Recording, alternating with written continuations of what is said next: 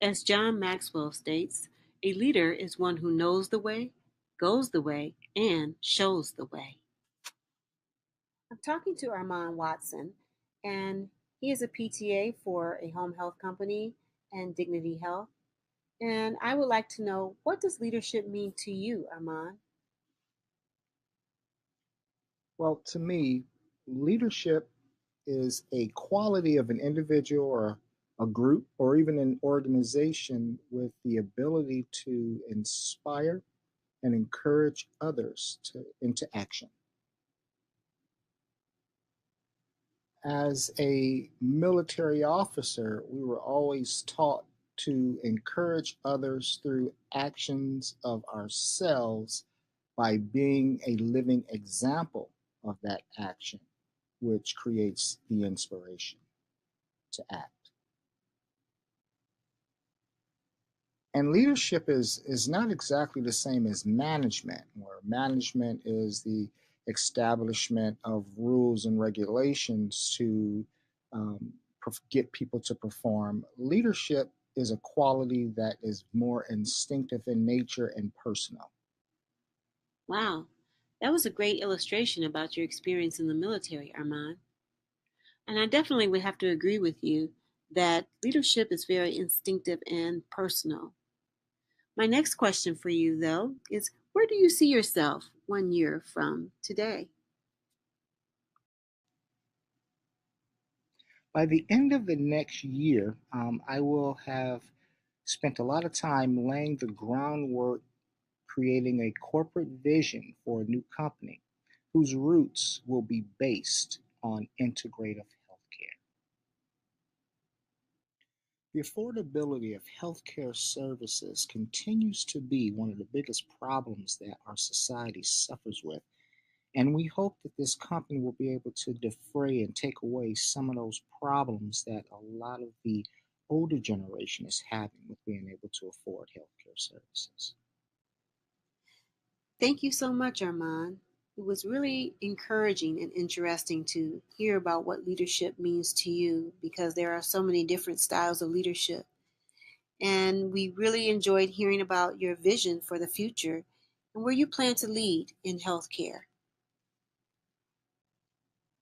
Next, we'll see an example of how to identify leadership style and how traits contribute to leadership style, how to identify strengths and weaknesses, and different environments actually lead to different types of leaderships, and some other things. Hello, my name is Patrice Watson, and today I would like to share with you my path to leadership, where my dreams take shape.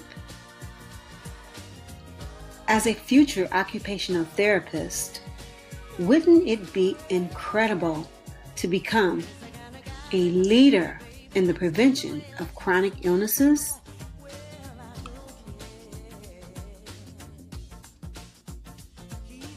Okay, first, what traits do I possess that would be an optimal style of leadership? Well, I took my DISC assessment, which measures preference for problem solving and getting results, interacting with others and showing emotion, pacing, persistence and steadiness, procedures, standards, and protocols. Wow, that was a mouthful. So what does this DISC assessment really say about who I am? What are my traits? Well, my top three are: I'm ready to assist in helping others, I'm an excellent teacher, and I'm an excellent empathetic listener. Yes, that's me, ready to assist, an excellent teacher, and an excellent empathetic listener. Let's dig deeper. Let's talk about what type of leadership can set the path to this incredible mission. Based on my traits, the most optimal style of leadership for me is the transformational leader. This is the individual that engages with others and creates a connection that raises the level of motivation and morality in both the leader and the follower. Also, individuals that are transformational leaders are attentive of the needs and motives of the followers, and they try to help followers reach their fullest potential. It's all about the greater good rather than their own self-interest. The transformational leader can exhibit any one of 4 factors. Factor 1, called idealized factor or charisma. These leaders act as strong role models for followers. Followers identify with these leaders and want very much to emulate them. They provide followers with a vision and a sense of mission. The idealized influence or charisma factor is measured on 2 components. 1, the attributional component, which is made by the followers based on the perceptions that they have of their leader. And number 2 is the behavioral component, which is the followers' observations of the leader's behavior. Can we say team spirit? This factor is called the inspirational motivation. It is descriptive of leaders who communicate high expectations to followers, inspiring them through motivation to become committed to and a part of the shared vision in the organization. Factor number 3 exhibits the intellectual stimulation leader. This leader stimulates followers to be creative and innovative and to challenge their own beliefs and values as well as those of the leader and the organization. It encourages followers to think things out on their own and engage in careful problem solving. Transformational leader factor number 4, individualized consideration. This leader is one who provides a supportive climate where they listen carefully to the individual needs of followers. Leaders act as coaches and advisors while trying to assist followers in becoming fully actualized. In the real world, I was able to utilize my leadership style as a billing manager for the University of Michigan School of Nursing. An example of this is when I used the individualized consideration with my billing staff. Well, how did I do this? Let's see. First, as the billing manager, I created a mission to recoup payment for 5-year-old claims that were never billed to the insurance company. Each billing team member was advised and coached with full support. Well, how were they supported? As the leader of my team, I was able to collaborate, coach and advise, dialogue, and of course, empathize with them. At times, they were even allowed to work from home. As a result, my team and I recouped $100,000 on old claims.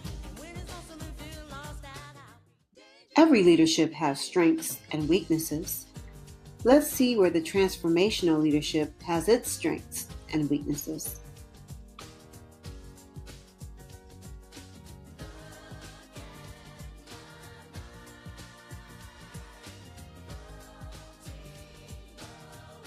The 2 strengths that I would like to address are advocating for change and attention to needs and growth of followers. The 2 weaknesses to observe could be employee favoritism and possible abuse.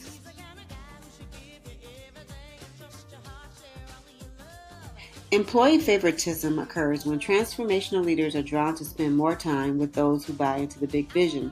This means that they are happy to mentor and coach those who are working toward the bigger goal. However, not every employee might be as enthusiastic about the messaging.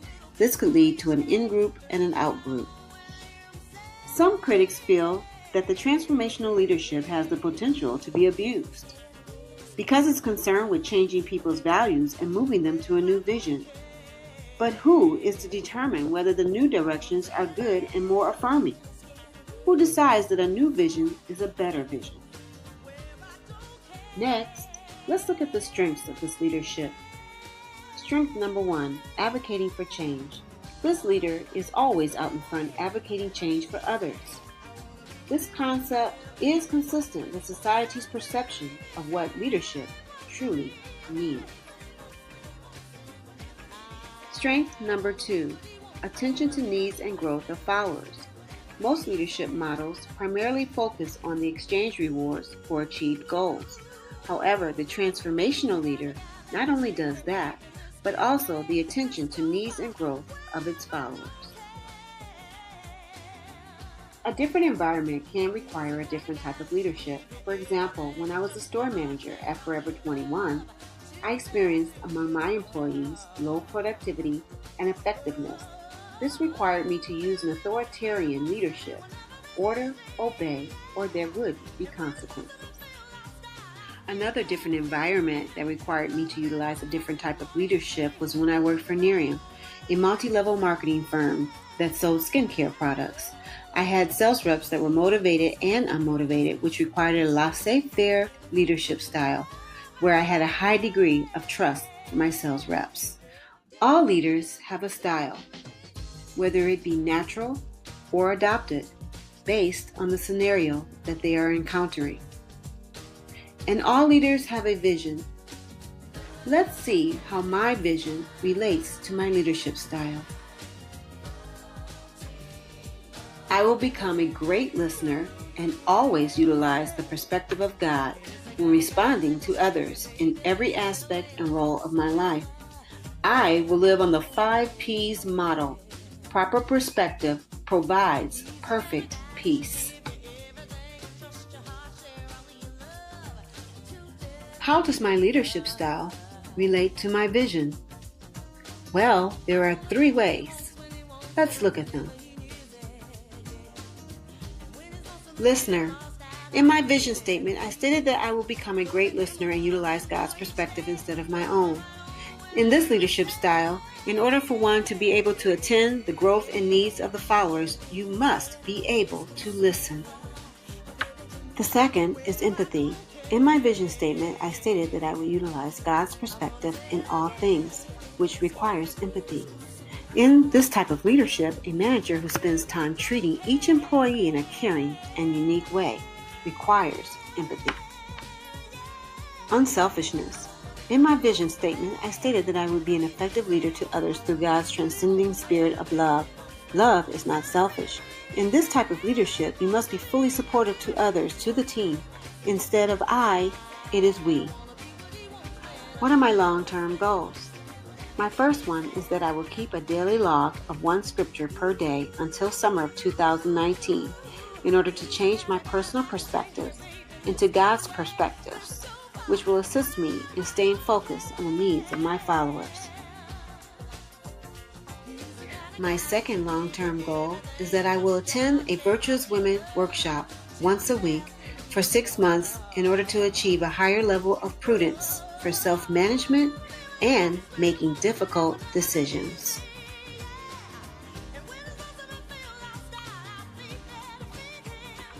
All right, I am ready to achieve my long-term goals. For goal number 1, I will read a scripture daily. 2, I will meditate on the scripture. And 3, I will discuss the scripture with my family or others. The 3 actions I will take to attain goal number 2 is to audio record my workshop, keep and review all documentation, meet with other workshop attendees, and discuss learned lessons twice per week. As Michelle Obama stated, success isn't about how much money you make, it's about the difference you make in people's lives.